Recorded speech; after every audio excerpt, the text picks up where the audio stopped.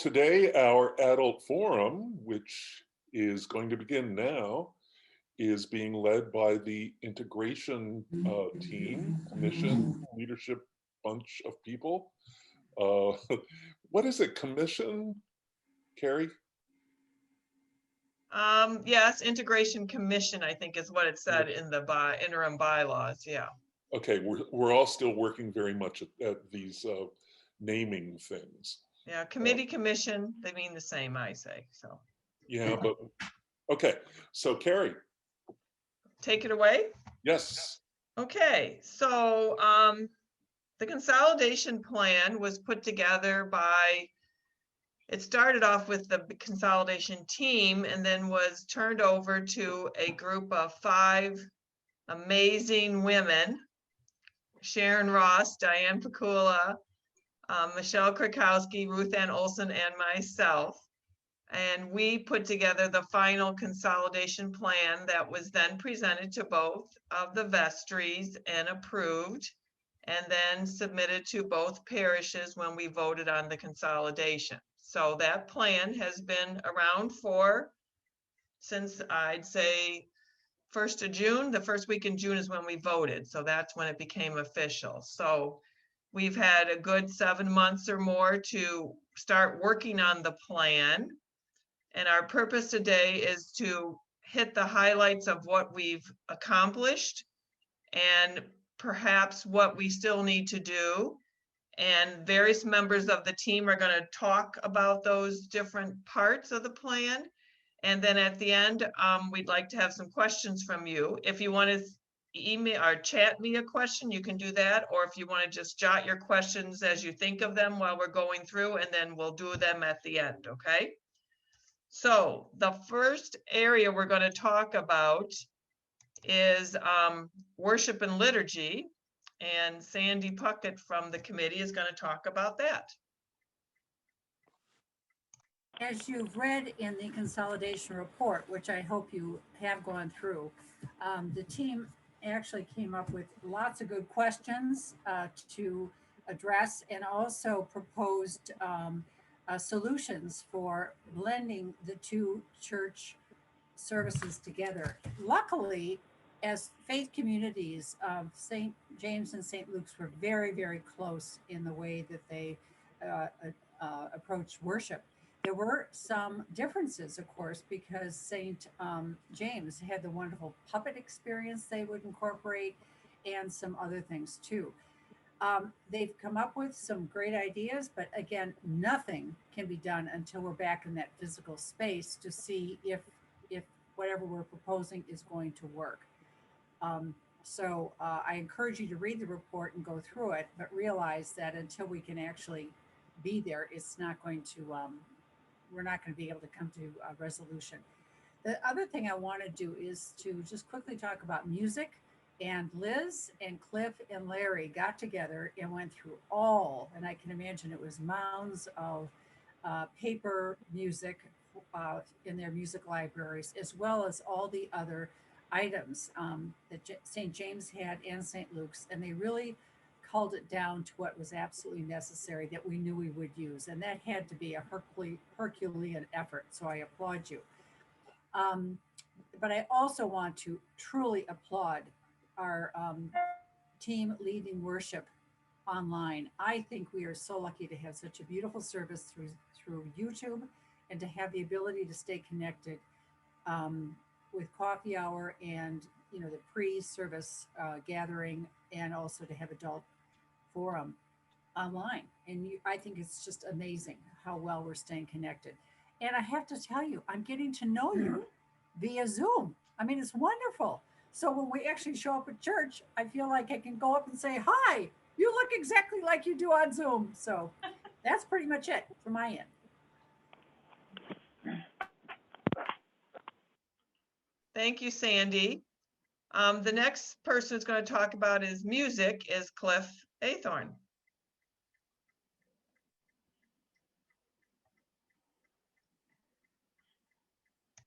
Thank you.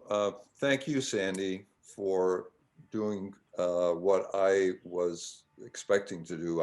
I had a very short story to tell, and it made a lot of sense for you to roll it into the discussion about worship. The consolidation of the music programs has really been a very straightforward process. Liz and I were the leaders of the music program at St. James, and very early on in our consolidation journey, we decided that both being recently retired, it was time for us to step back a little bit from our involvement in music leadership. So the decision to just hand things over to Larry was a very easy one, and it was one that was accomplished with very little complication. There was, as Sandy mentioned, quite a bit of work going through lots and lots of vestments and music and what have you, but that has all been more or less accomplished, except for the putting away that will still happen one of these days once we can actually get back into the St. Luke's building. And it's been a pleasure working with Larry, and we're looking forward to, disappointed that we have not yet been able to all sing together. Our choir, and I know members of St. Luke's choir as well, have all been looking forward to being able to do that together, and we're still looking forward to it, and it'll happen one of these days, I'm sure, and it'll be wonderful. And we're also looking forward to the possibility, the hope that soon after we all get back together again, we'll also be able to reconstitute or revive or build on the existing youth music programs that we've had in both of our churches. There's a lot of work to be done there, but it seems like there's a lot of enthusiasm for that, and I'm looking forward to that, and I know Liz is looking forward to that as well. I think that's everything. Okay, thank you, Cliff. I do miss the music and seeing our choir members sing, so I'm really looking forward to that, to see that in person too. So I miss that a lot. The next area is adult formation, and Sue Harden is going to talk about that. Thank you. The adult formation, I think it's pretty obvious, has been going along pretty well. Those of you who are here today or who have been at the adult forums that have been held on Zoom since back in March, I guess, would probably also agree. I spoke with Joanna yesterday to just get some updates to make sure I understood what was going on. They do have a very complete report in the annual meeting materials, so I won't repeat all of that. But they said they have a wonderful time each month when they meet for about 2 hours. The members of the adult forum group are Tony Morley, Father William, Sarah Sivright, Joanna Reeves, Avis Thomas, Karen Spencer, and Sheila Foster, who is there also to make sure they connect with Peacecraft and the Dream Team, because that was part of their charge, to make sure that they dovetail with what the Dream Team is doing and to support them in their last year in that grant. Next year, Avis will be the lead with Joanna and Sarah backing her up. They used phone meetings, email, Zoom, Google Documents, everything you can imagine to connect with one another. They went through and looked at both parishes, legacy parishes' strengths and things they'd done before, and started just making lists of what they might like to do. They all had a strong agreement that adults are in charge of their own formation, and they were able to agree on a program. Here are some of the examples of sessions that they held. They did the Way of Love in Lent. I believe they may be planning to do some more of that. Ignatian meditation, which they found is absolutely possible on Zoom. Programs about Haiti and the involvement of both churches in that group, in that effort, the history of the Episcopal involvement with Native American communities, and of course, in response to certain events, we had sessions on racial justice, homelessness. What's our response and our responsibility? They've been able to attract and hold between 20 and 30, sometimes more, people at these sessions. They've been trying to keep a balance between uh, presentations, activity, separated chat rooms, and time for feedback. They're also, for next year, planning some more with the Episcopal Climate Justice Project, with what individuals and as a group we can do for climate. And they also have spin-offs on racial justice, social justice, and spiritual formation. If you can imagine, all of these things fit in with the values and vision statements that we discussed last week. And Joanne mentioned that they have, Catherine Hedin has now stepped up. And Catherine, if you'd like to speak about it, you're welcome to, because I'm just about done. To manage resources for learning more, basically all the materials we have. She's a master librarian and offered to help with that. So those of you who are on the committee, please let me know if I've missed anything. Otherwise, that's all I have. Just that Father Larry Bussey is also very active on the committee. Oh, I'm sorry, Larry. Yeah. Okay. As you should be. Okay, thank you, Sue. And I just learned that Catherine Hedin is the Catherine that organizes the library, right, for all the books and stuff. Is that true? Are you that Catherine?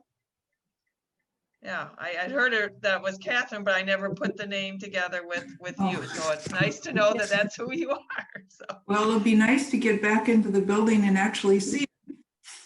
see all the books that are there. Yes, yes. Okay, Casey McGuire is going to handle two areas. She's going to talk about children and youth formation and then service.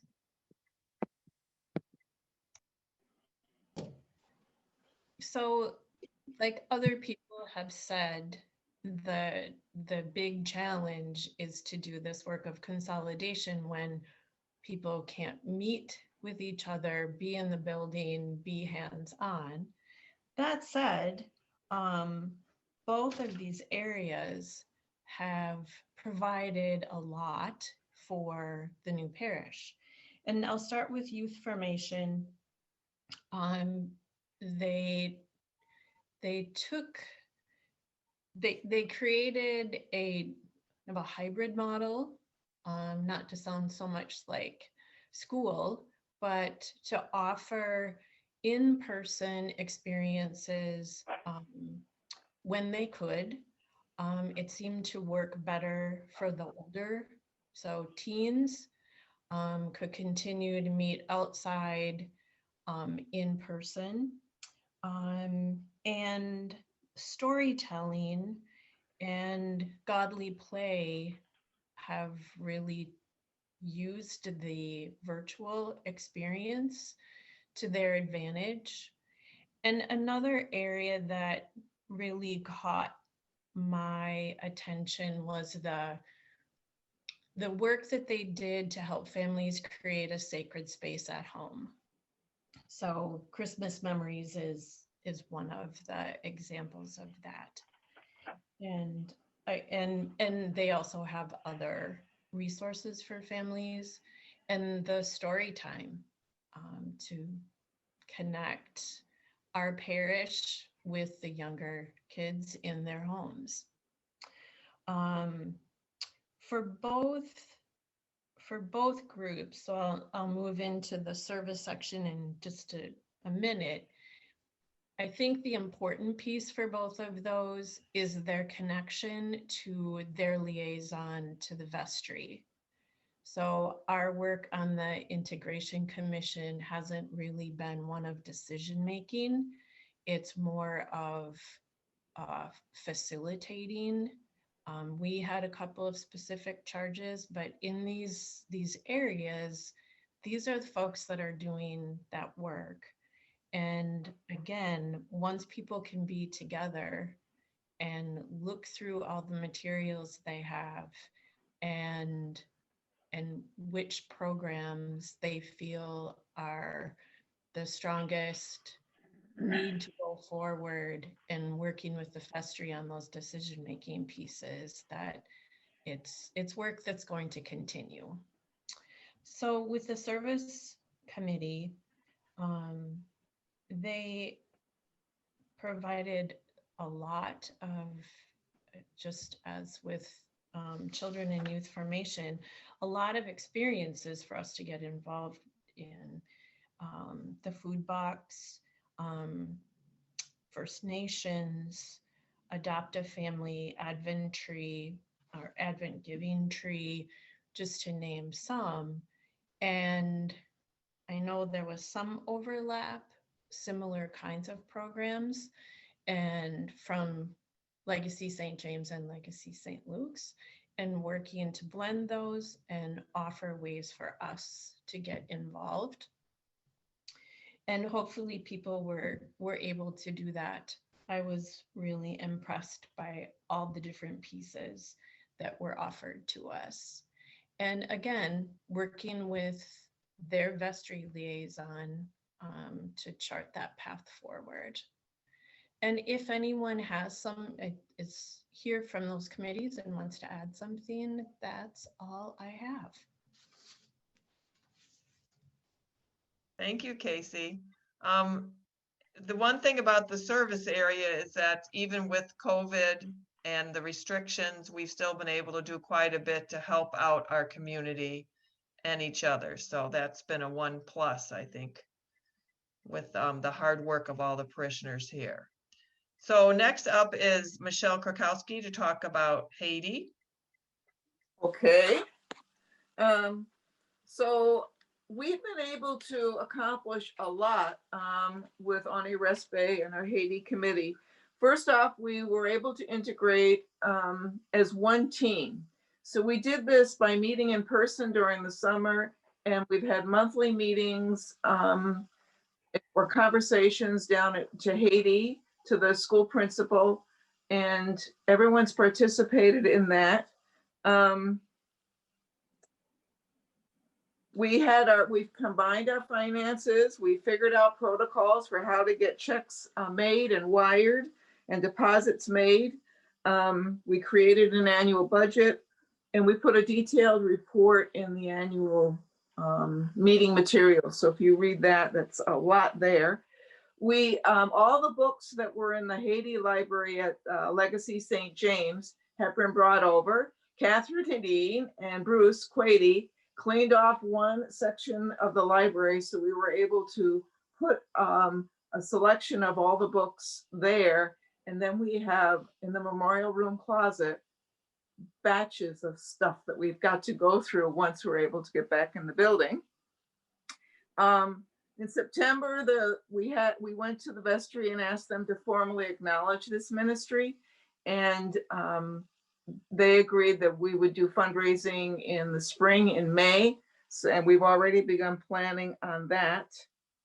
In terms of educating the parish, we've been doing everything online. So we've got the website is up to date. We have monthly articles in the epistle. And now we've begun the Crick Crack, which is a 45-minute monthly conversation and storytelling about people's experiences in Haiti with Bon Nouvelle. And the only thing the big thing really is that travel is out of the question.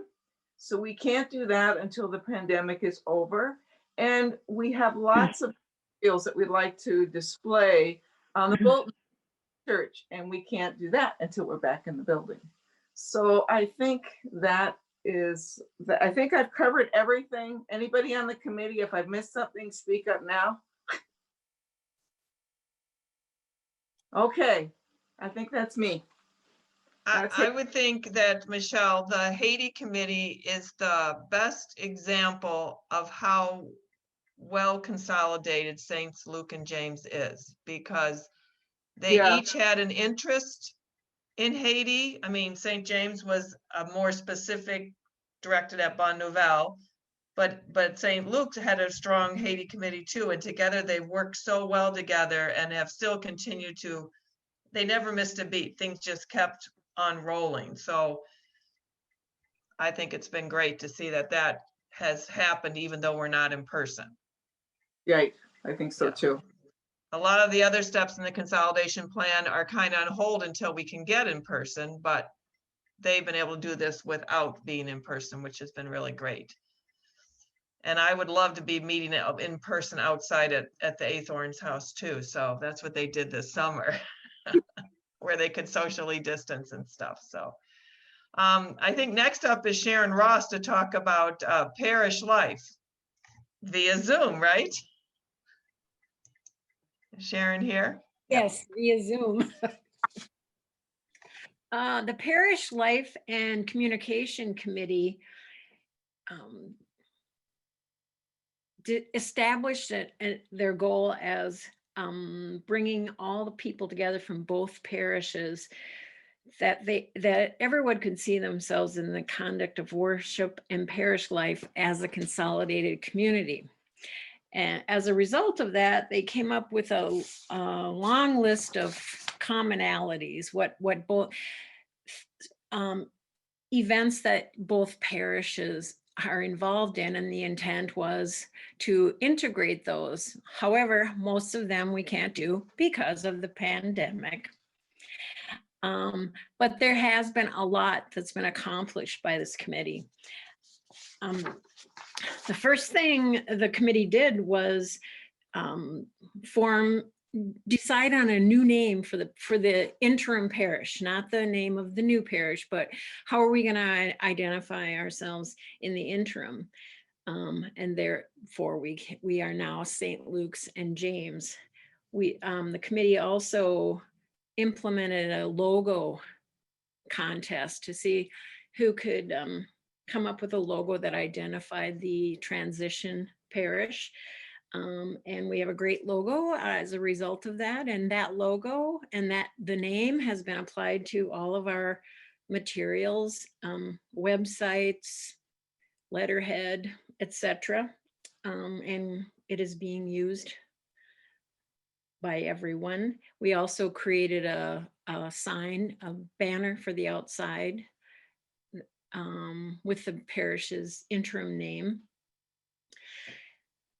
The committee worked really hard to update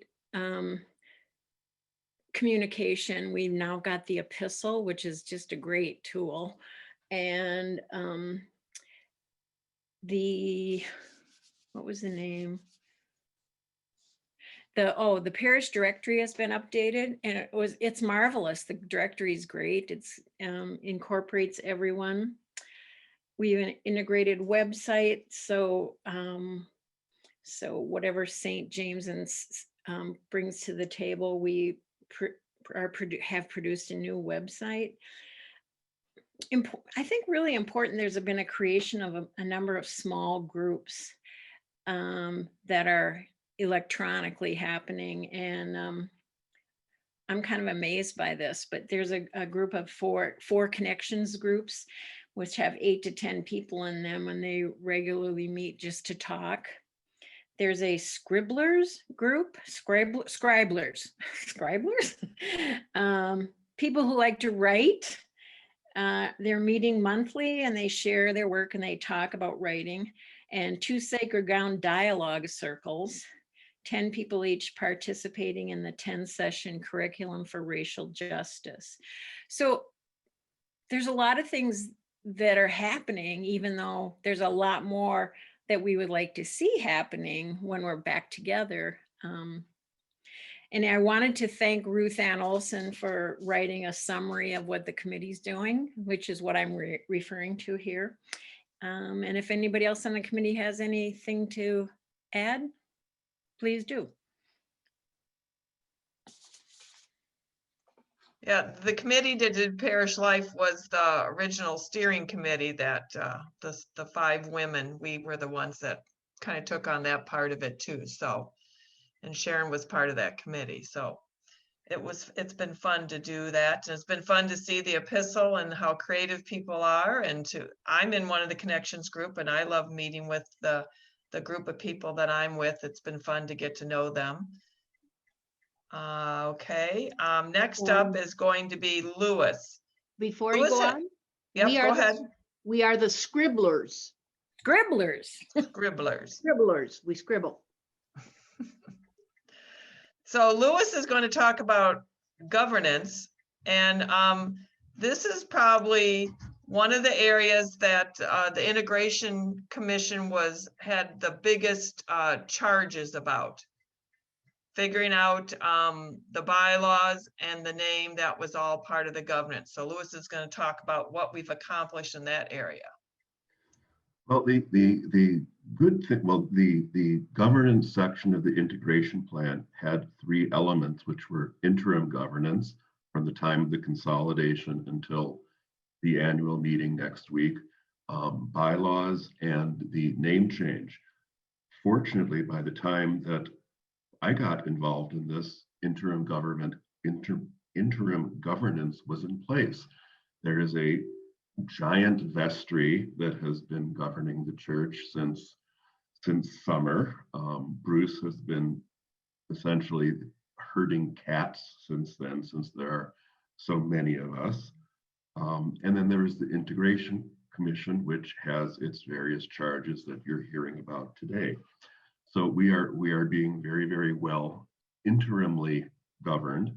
And I think that I speak for most of the giant vestry in saying that, while we have enjoyed serving, we are very, very, very much looking forward to next Sunday when a vestry and wardens are elected, and we will be free of that joyous responsibility.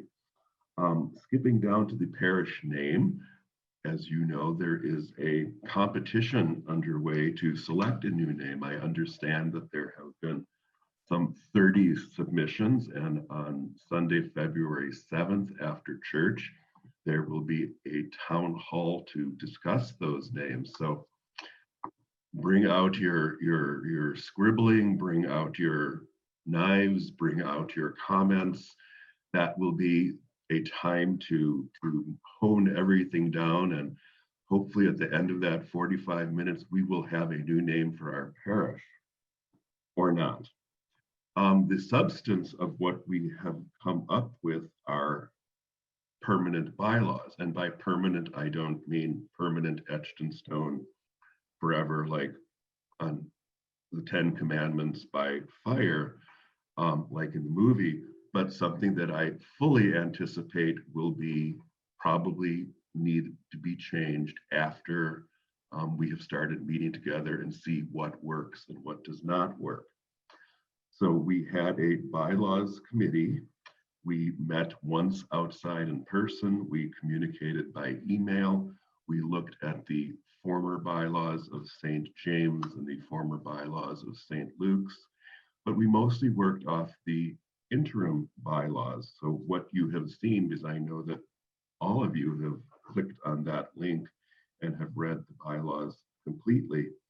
The bylaws, for something that is not all anything that most people ever look at, have generated a surprising amount of controversy. Rather than going through the entire bylaws, what I want to do is focus on the 2 changes that most people will notice. First, for people from the former St. James, you will note that we now have 3 wardens, as if 2 weren't enough. We will, under the new bylaws, be electing 1 warden to a 3-year term every year as a junior warden, and then that person will be confirmed or not confirmed at the following annual meeting as a warden, and then the following annual meeting as a senior warden. So you get 2 years of on-the-job training instead of, as often happened at St. James, where you're just sort of, tossed in there. So that is something that will be new for the people coming from St. James.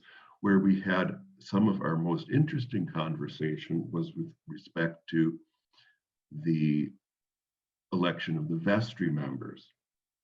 One of the things that all of you who are students of the ECMN canons will know is that vestries cannot exceed 12 people. The interim vestry had like 25 people, or however many of us there were, by dispensation of the bishop.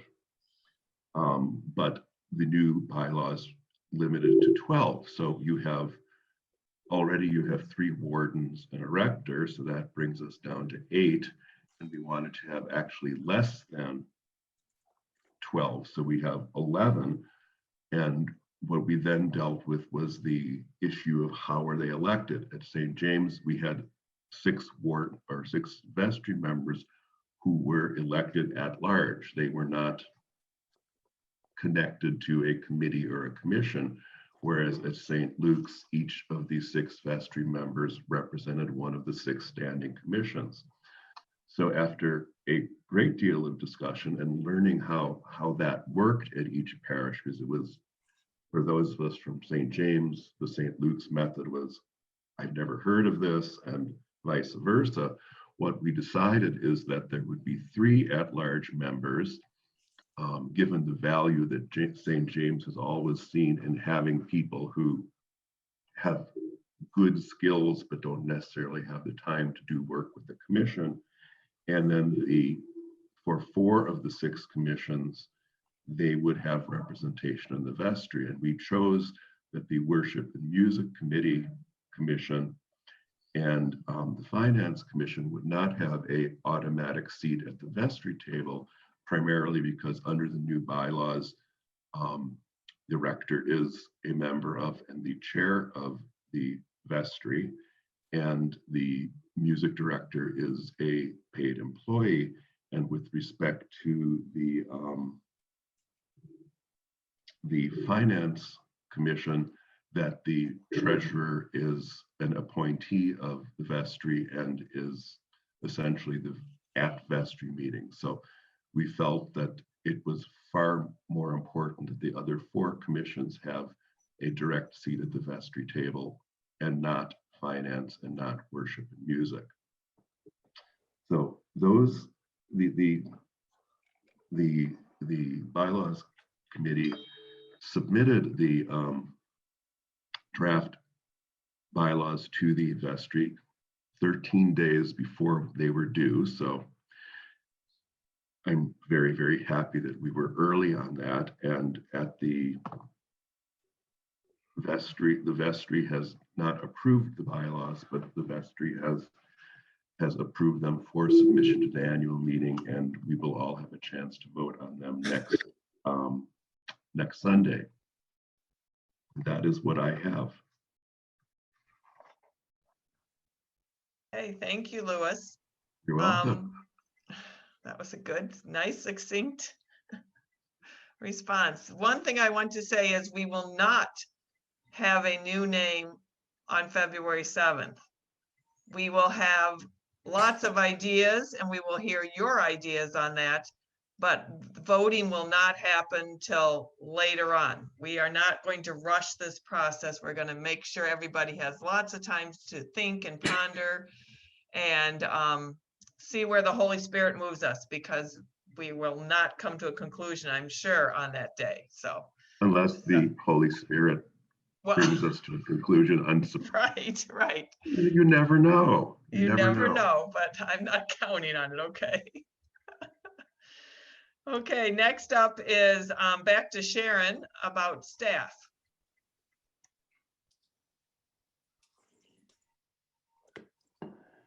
Okay, I'm unmuted. Staffing subcommittee was included Bruce Bream Carlson and James Anthony Morley, otherwise known as Tony. They looked at each one of the staff positions and came up with a plan for either how to fill them or whether they should be put on hold. the clergy, it was determined that Father William and Father Larry would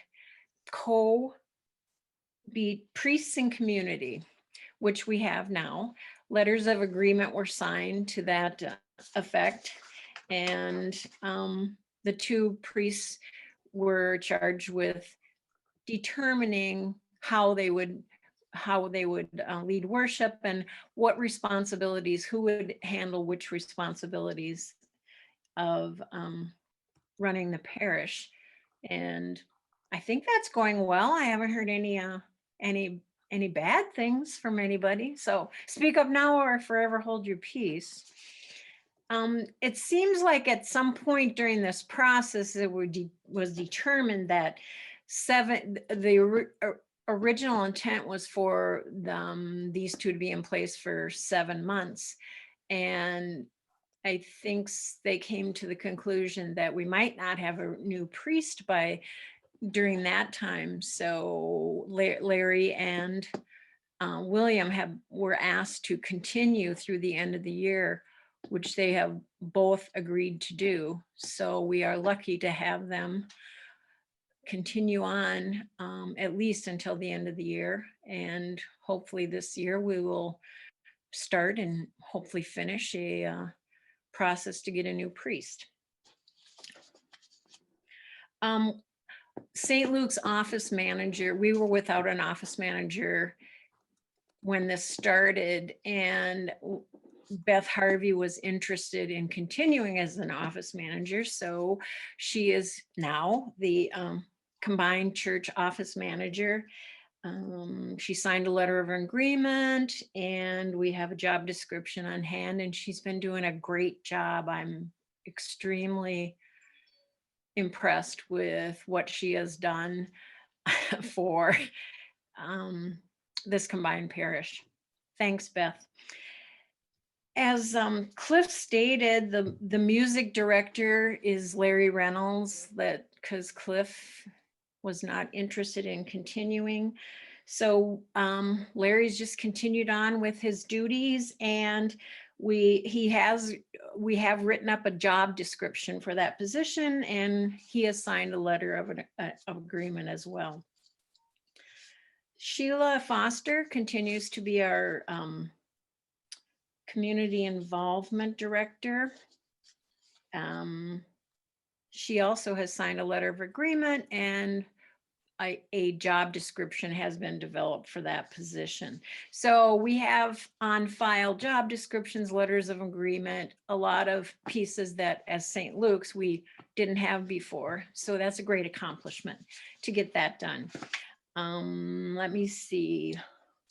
The other was a sexton there. I think when I look at the budget, there's no allocation for a sextant. So evidently we've decided not to do that. St. Luke's in the past has always had a property commission. And maybe that's continuing. I'm sorry to be kind of iffy on that. And I think that's it. Unless Tony or Bruce, you have anything to add? There is a property committee that has been developed, Okay. put together in order to assist with, the new vestry. So that is one thing that I can say too, because my husband has agreed to be on that. So the other thing is that, I think it's great that we've had all the staff have their job descriptions and have letters of agreement, because that's something that is very important. I think both parishes really were kind of lax in that area before. So that's been a great accomplishment, I think, of that part of the plan. And somebody asked, there was a question about with William and Larry staying on as co-priests in community, right? That's the official name? Yes. Yes. What are we doing about a rector? The vestry that is in place until January 31st, we decided that would be something that would happen with the new vestry. So that will be one of the things they will be discussing, and how to do a call and what the process is and that kind of thing. And the hope is that some of the work the Integration Commission has already done with our visions, values, the focus groups, and all the things we've accumulated, that will help us with completing a parish profile that you need to do in order to call a new rector. So we've kind of taken baby steps toward getting that process going, but that's for the new vestry to work on. So that's the answer to the question that was posed in the chat box. So next up is Cliff, talk about finance, which is my favorite thing. I know it's not William's, but it's mine. Thanks, Gary. The Finance Committee, is going strong at this point. We kind of grew out of what was a subcommittee of the consolidation group, the group of 5 in the first half of the year. And we began the work in that configuration of figuring out how we were going to consolidate our books, how we were going to consolidate our assets, how we were going to manage into the future. That group, among other things, helped to create a draft budget that was adopted to become the budget for the last 6 months of 2020, when we were operating as a consolidated entity. And as we got into the second half of this year, that group, as I said, sort of morphed pretty seamlessly into acting as the Finance Committee now for the consolidated parish. We have our membership consists of Becky Carpenter, who is the current treasurer and kind of the ex officio chair of the Finance Committee, John Heinz, Carrie Nelson, because it's her favorite thing, Tom Junala, Jeremy Greenhouse, and me. For the past 6 months, we've continued working on the details of consolidating our accounting practices. They were not so different, so it has not been a terribly difficult process, but there were certainly areas that had to be clarified, and areas where I think perhaps, as in some of the other areas, it was an opportunity to improve on the practices that have kind of evolved in both of the legacy parishes up until that point. So we're making good progress on our accounting practices, our financial reports. We were successful in drafting a new budget for 2001, which we submitted to the transitional vestry about a month ago. And that draft budget has now been approved by the transitional vestry and will be presented to the parish at next week's annual meeting. And beyond that, I think that what I foresee is the Finance Committee continuing to work as a support to the vestry.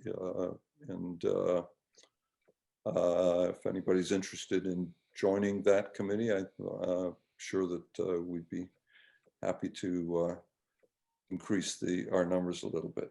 Or if there are any questions, you can call me or talk to any of the other members of the current members of the committee. I think that's everything. Thanks, Cliff. I know one thing that the Finance Committee is going to work on this year is putting together a financial policy handbook. Yes. That's one of the things that we're going to work together on, that so that everything is spelled out, and stuff. So The last area is property, and that's mine. And as part of the consolidation plan, where the big decision was, what are we gonna do with all this stuff at St. James and all the stuff at St. Luke's, and how are we gonna fit it all into one building, and how's this all gonna work out? And there was a liturgical committee, which was Rosemary Casper working with, I think she worked with Sheila on some of it, and whoever else does the altar guild at St. Luke's. I don't know who that person, maybe, is it Ruth? Ruth? Yeah, bless, did somebody sneeze? Bless you. And work with her about that, because there were certain things that could be used at St. Luke's and certain things that could not be used. And we, they made a list of that and decided what would be taken over and what would be left behind at St. James. And then I worked with Diane Pakula, and we talked about what things could be used non-liturgically: chairs, tables, desks, you name it, all kinds of things. And then what happened was we had for things that were not going to go to St. Luke's, then St. James had a parish only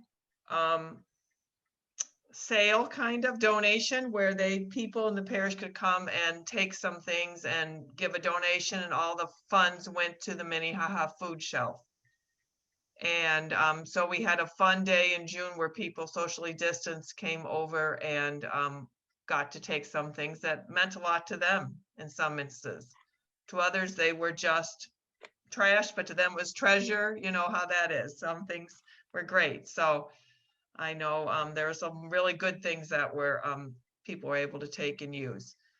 And then we spent a lot of time cleaning and going through and sorting stuff. I had a lot of fun days with all parishioners going through all of the old files and records and rooms that I didn't even know the church had. And then big day was for moving. We moved everything over. And to me, that was, I didn't have to do the moving. We arranged a moving company to do it. But the great thing was I got to be there, and I got to see St. Luke's and see different rooms and different parts of St. Luke's that I'd never seen before. So that was interesting for me. And if you went into St. Luke's now, you would see that there are all kinds of things in the memorial room, in the library, up in the youth room, and in the choir room, I think, or the music room, boxes and things just jammed in there right now, because we have not been able to put everything in its right place. So that will be the next step we can do once we can go back in the building. So stay tuned for that. That'll be a fun celebration when we can clean the church. And if anybody read in the annual report, this is my second fun fact I learned from the annual report, besides Chris liking Arsenal so much, was that there is a purchase offer agreement on the St. James property. If you read Ted Gerald's Junior Warden's report, it says that Jay Nord informed that there was some kind of agreement right now. So check that out if you haven't read that. We did do a deconsecration ceremony in November, and it was 70 degrees. Who would have thunk it? But it was just wonderful. We were outside.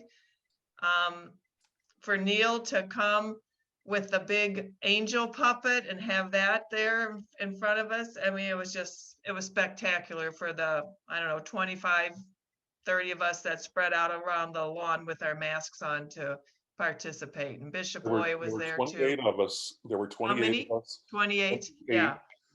Tony and Ruth Ann were in their car, so I did not count them. They observed and heard from the Parkway. And of course, don't neglect to say that the bishop was there. Right, Bishop Loy was there too. Yeah, it was great. It was a great day. And the sunshine and warmth was on us for all of us at St. James. So so that is our report. Now we would entertain any questions people have about what's going on or what the plans are that we might be able to answer, because one of the things we want to strive for is, like our new president, is transparency. Carrie? Yes. I missed something in my report. So briefly, I forgot about the bookkeeper. We have money allocated in the budget for a bookkeeper. We lost our bookkeeper at St. Luke's about over a year ago, and Jolene Richards, Steve Richards' wife, stepped up to the plate and has been our bookkeeper ever since. And she's been doing a marvelous job at getting us in line. And she was offered the position permanently and she is not interested in it. So now we have a call out for a new bookkeeper. I think there's 5 hours per week is what the position entails. And I know that there's been a couple interviews, but so far we haven't found somebody. So if anybody knows anyone who's interested in a part-time bookkeeping position, let either Larry or William know. Thanks. Yep. So anybody have any questions? I do, Carrie. Okay. This is Chris Burkaw. Great work in all those committees. I know, having been involved in the consolidation, there was a lot to do, and I was amazed at how the two parishes came together to work through all of that. So hooray for the committee to do that. You put us in a great position to start new this year. I've got just one comment and question about the governance report. I was a little surprised to see the rector as the presiding person over the vestry meetings, and no offense at all to our rectors, who are fantastic. But it seems like, at least at St. Luke's in our tradition, and I don't know how this was done in St. James, that it's really the parish is managed day to day by the rector, but it's the vestry that oversees the management of the church and everything related to that. And so it seems a little odd that you'd have a rector who is presiding over the meetings, I assume sending out agendas and things that we, at least in our experience at St. Luke's, did not do. We had the senior warden doing that. And I think that would be a better model, but I would love to hear the rationale. Maybe the St. James history was a little different and that model worked better. Well, I can speak to this, this is now my 4th parish that I've been involved in leadership and been on the vestry. And this is the first time that the senior warden has ever led the vestry. In all my previous parishes, the tradition has always been the rector has led the vestry meeting. Doesn't mean that they're the head of the vestry, but they lead the meeting. Isn't it canon law that they're to lead? No. Canons provide that the rector is the chair of the vestry, rather the rector designates the running of the meeting to the senior warden, or if the senior warden prepares the materials.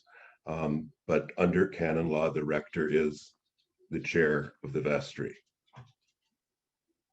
But the canons provide for the senior warden to run the meeting. And remember, we don't have a rector. Right. And so in the absence of a rector, it's usually the senior warden. Right. Does that answer, Chris? Or? It does, but why is that a better model than to have the senior warden doing it? It's by canon, it's at the discretion of the rector that either the rector or the senior warden can chair the meeting. The rector is not a member of the vestry unless there's a 50-50 split, and then the rector can vote. But the discretion, at the discretion of the rector, the senior warden can run the meeting. So just to clarify, the rector has a vote, and also in regarding to staffing issues? The rector does the staffing, but the vote, the rector can only vote if the vestry is split. Just like the vice president in the Senate. The vice president breaks the tie.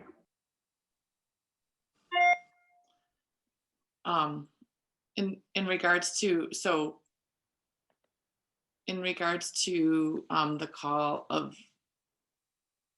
a new rector, is the rector involved in those meetings? When we call the new rector, like would William and Larry be involved? Is that what you're asking? Yeah, doesn't that get discussed at a vestry, and then would a rector be a part of that? Well, Larry and William are not rectors. They're co-creed, so they're not at that level of rector. And I think we'd have a call committee that would talk about all that, and then it would come to the vestry to be discussed and voted on. I'd like to weigh in a little bit on a related question, the rector question. I think it's marvelous that William and Larry have both agreed to serve if necessary till the end of the year. But I also think that extends our interim period far too long. We've been interim now for 6 or 7 months. And I think it's time for the vestry to be serious about looking for permanent or semi-permanent clerical leadership of our parish. I know both William and Larry have said and acted as interim people and been firm about the fact that they are interim, not leaders and not program shapers, and explicit about that. And I think the parish very much needs now that we've been through an interim period, needs as soon as possible and as soon as responsibly possible that we have strong clerical leadership with ambitions of his or her own to meld with the vestries and the parish's ambitions for itself. So I urge the vestry not to sit on its hands and say, well, good, there's a temptation to say, well, we've got good leadership, good interim leadership for another 12 months, but to say we don't want it to be that way.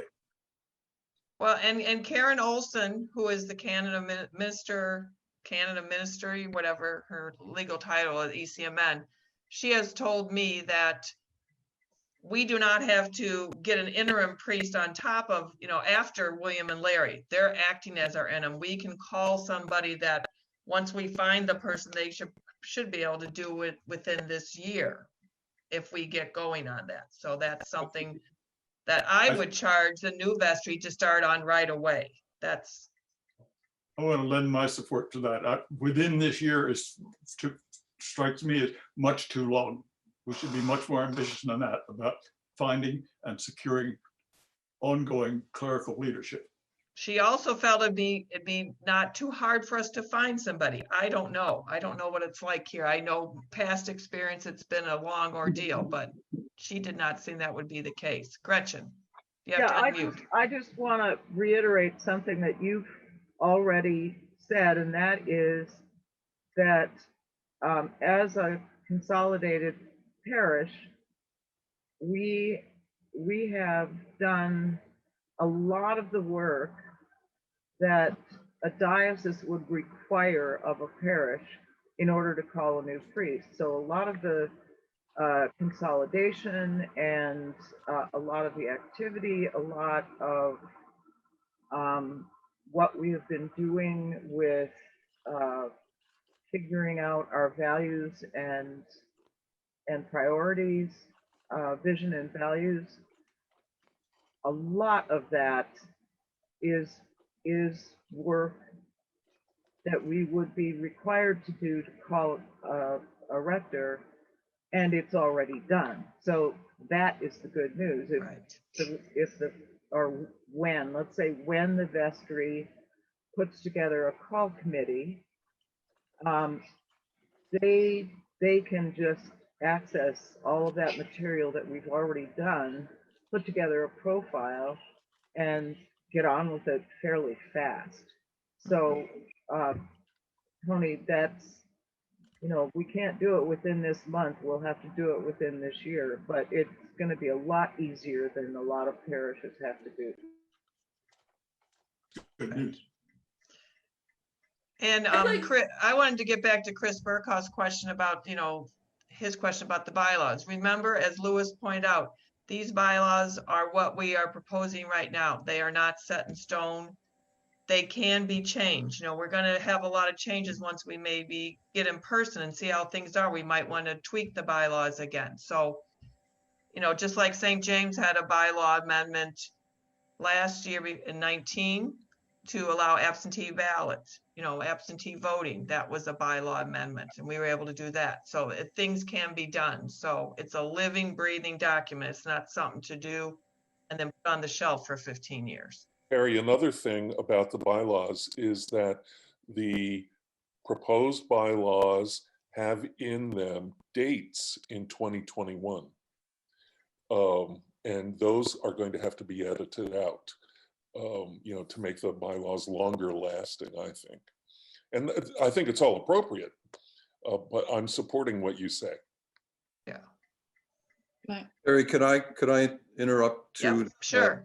I just want to clarify perhaps that a lot of these details that we're talking about in the bylaws or in the governance at this point are not really specific to our bylaws. They are canon law of either the diocese or of the Episcopal Church in the United States. And it's to those documents that we have to look first for the role, defining the roles of the rector and the vestry, and then make sure that our bylaws are consistent with those canon law, and then work within that framework. However, we may decide or need to. The framework all provides quite a bit of flexibility at the discretion of the rector, or in other cases, where a rector is not a part of the church at that point. So there's lots of different scenarios that are possible, but there are some relationships and definitions of roles that are not up to us to change, that need to be consistent with the canon law of Minnesota and of the U.S. Church. Thank you, Cliff. Can I just, Mary, yep. In light of what's happening, not within our church, but within our nation, I just want to clarify within the bylaws that, you know, after we've done all, what power the members of a church have, after they've done all the visioning and values and the rector is installed, if the rector is not someone the membership thinks is the right leader for our church, what is our checks and balance power? I want to make sure that there's something clear about that. And I don't know what the canon says about that. Yeah, Larry, is as an Episcopal priest, what do you know about if a priest needs to be removed or? I don't know. Okay. I do. Gretchen knows, okay. Well, I guess it's my cradle Episcopalian. I don't memorize canon, but I seem to absorb it.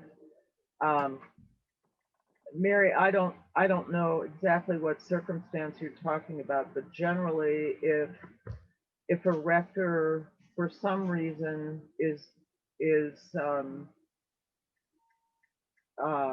has found to be failing in duties in some way, and usually it's fairly major. There is I want to say, I don't remember the number, but there is a relatively new canon that lays out a procedure for lay people to be able to go to someone in the diocesan staff and lay out the reasons, and there is a formal process that is laid out in this canon about how to proceed with either asking or if it's a heinous, uh, maybe criminal problem, to actually have the rector removed. So, but the other piece of that question is, if we call a rector, it would be because the majority of the congregation is in favor of having that rector. And so I think what you're talking about would be something that the rector is doing that's really not right. As I wanted to recall, jump in with just a comment.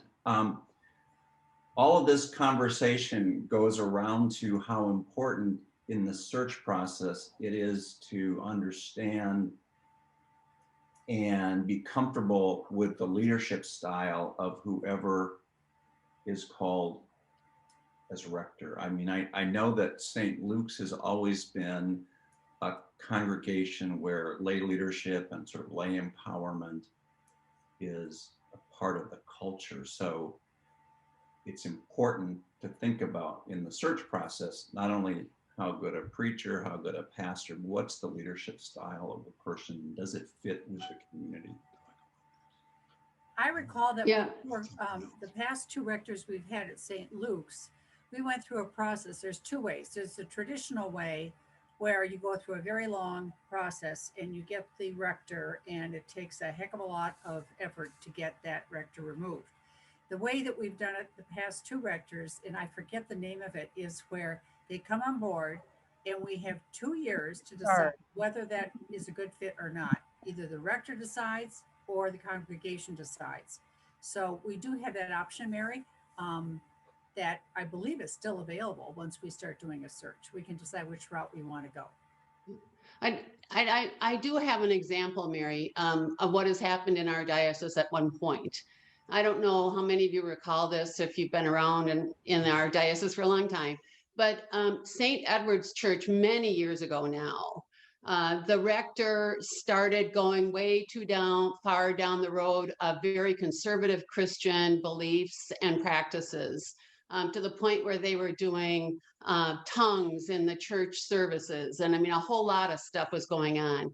And many people in the parish were very uncomfortable with that. I mean, I'm sure when they called him, he wasn't in that place, and something brought him to that place. And through work with the diocese, they removed him. So there is a process, whether it's canon law, whether it's the process that one would go through just directly with the diocese. It is possible to do that. But again, I would reiterate what so many people have said. I think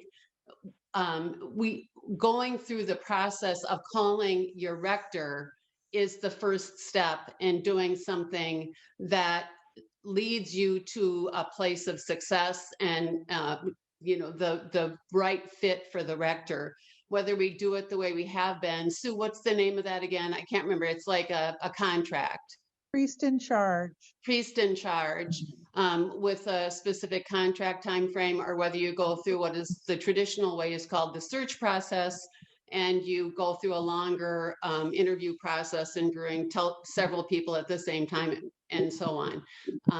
So I think, I mean, I just want us to keep in mind what is going on nationally isn't necessarily going to filter down to us locally in our church parish. I trust our congregation, our community, to be able to speak clearly about what's important to them and make sure this process fits our needs, and the vast work that the Consolidation Committee has done, I think just leads us down the path of a real positive experience in calling a rector. So congratulations. Tom has something else, I think. Okay. I would like to bring us back to the consolidation report that Carrie opened up the discussion with. I made a note that about the first section, worship and liturgy. which is on page 6 of the consolidation report.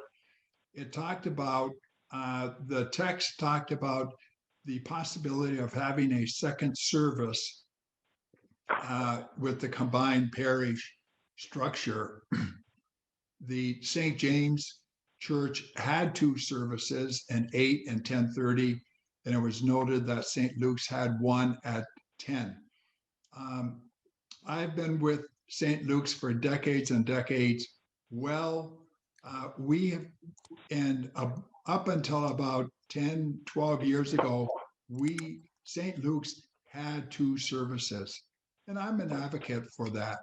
The last, and the service was at 8 o'clock, and it was a Eucharistic service, but it was with no music, and it was strictly by text. I'll write out of the Book of Common Prayer, number 2, and the priest gave a sermon, but it was with no music. That was the key. Right. It was a quiet service. I had the privilege of being the lay leader at the last time that this service was held, until the rector, she discontinued that service and decided not to conduct it anymore. At the last time in St. Luke's that we had that service, there were 40 people in the pews. And that was representative of the popularity of having an 8 o'clock quiet service. There were usually between 30 to 40 people in the pews every Sunday, 12 months out of the year for that service. It was extremely popular. And I think I would hope that the liturgy committee and the vestry and the leadership, the clergy leadership, recognizes that we have a strong need for this service, and it would be very well received. So I would enthusiastically suggest that we strongly and move back, endorse the notion of moving back to 2 services. And that's why that, Tom, I hear what you're saying, and that's why that was in the consolidation plan, that would be a consideration, but it would not be something we would do immediately. So it's still in the plan. We're not meeting in person, so I think that has a lot of issues with that. But the other thing about this consolidation plan and the structure of our vestry is every single parish member has the right and hopefully the opportunity to connect with the leader of that committee to express things that they want to be considered, to be shared. I really would like the new vestry to think about this too, and maybe get this out in communication more, that you want people to come to you with ideas, that you're open. I know Ava's put a question in the chat about how would you deal with a rector issue if he or she is at the vestry meeting all the time. Well, you have a separate meeting without a small group meeting without the rector there if there's issues to deal with. Just like if the vestry needs to go to an executive session without any staff members present because they want to discuss staff issues. I mean, that's the whole kind of thing you can do. But if you have strong feelings about something or you have questions about something, reach out to the vestry members. They represent you. They're not there for their own personal beliefs and their own personal opinions. They're there to represent what's best for the whole church. So I really think that's an important thing for everybody to note. So we're 10 minutes past our time. I don't know if people have more questions. One thing I have seen come out of this is that we really need to have an adult formation time for talking about rector search when that comes up. I mean, that's going to be a strong thing because we got a lot of good questions and good conversation about that. So I think we need to maybe put that on the calendar sometime once the rector search starts going. Somebody just asked, can the vestry and parish go to a vestry? Anybody can come to a vestry meeting. Vestry meetings are open. So if you want to come to a vestry meeting, you can come to a vestry meeting. You have to just let us know and we'll send you a link and you can be there as an observer. Doesn't mean you get to talk. You are an observer unless, you know, you are there presenting an idea or a certain topic that was on the agenda, but you can observe it and then ask questions later or talk to your vestry member afterwards. But Also, the minutes are always posted in the minutes Episcopal. are posted. You've got access to minutes as well as being able to attend. Right, and the financials are always posted, you know, so you have access to that too. We want an informed parish. That is great when people are asking questions and being interested. But the other thing that I would strongly suggest to the new vestry is that if you are on it, that you do announcements every week. Somebody does some announcements to keep people up to date on what's going on. That's what I've been, you know, used to doing as warden at St. James, and I've been trying to do that every time I'm on coffee hour here. Give announcements, share what knowledge I have that I think would be important for people to know. So. And you do a great job with that. Thank you, Carrie. Oh, thanks, William. But I just want to be transparent. I want people to know what's going on in church, because the more you feel connected, the better we all are. So, any other things about consolidation, Cliff? You have to All right, thank you. One quick thing that listening to all of the reports and discussions this morning, it has been a long and complicated process and many, many different parts to it. One part that was perhaps amongst the most complicated and time-consuming and difficult was all of the legal issues that surround that consolidation. And for all of that, we were very, very fortunate to have the services and the expertise of Chris Burkaw, who did an incredible amount of work to make sure that we had all of our ducks in a row at every stage of the process. And I just think that in our conversation of what we've done today, we ought to be sure to acknowledge and thank Chris for all of his work and all of that. And Chris continues with his colleague Michelle to do great things for St. Luke and James. I really admire what Chris has done for the parish. So thank you, Chris. A quick shout out to Scott Smith too. He was very Yes. helpful with the process. Yeah, Scott helped a lot with the interim bylaws and the Verizon lease. He has done a lot, and the Ted Schroeder estate. He's been doing some of that work too. We're very, very fortunate for the skills and knowledge that we have in this parish. So with that, I think we'll have William say a prayer, and thank you so much, everybody who participated. I really appreciate it. We're up to like 47 people, so that was great. It was a wonderful meeting. Thank you all. I want to encourage you once again to read all 52 pages of the reports that have been sent to you.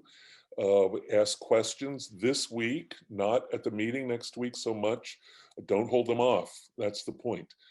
Ask your questions as soon as they come up, either by email to Father Larry or me, or to Carrie, or to whomever you think appropriate. We'll try to get you an answer as soon as possible.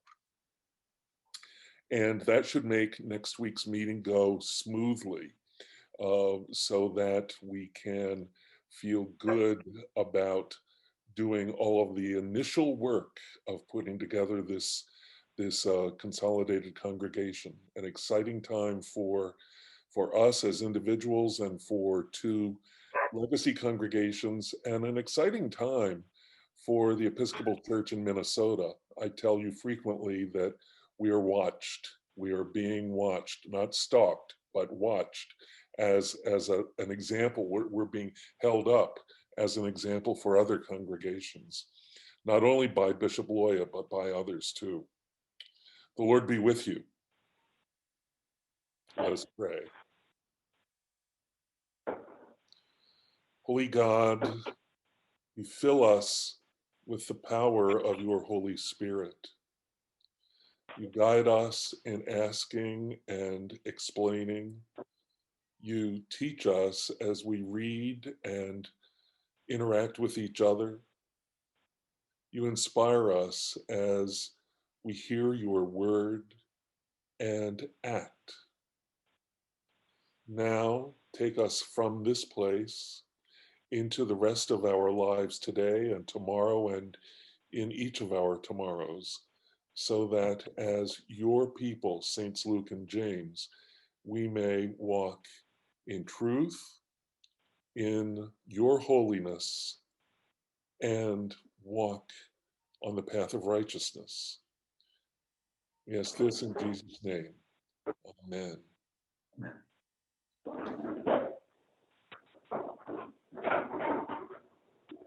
A reminder that you can stay as long as you want. I have to go because I'm either going to be making cheese omelets or pancakes. I don't know which. But I'm sure I will be told. Yeah, yeah. Bye-bye, everyone. Have a good day. Thanks to everyone, especially Carrie. Yes. My team, I have a great team. Yep. Great Yes, leader, great leader. integration commission. Thanks to everybody. Bye-bye. Bye. Bye. Thank you.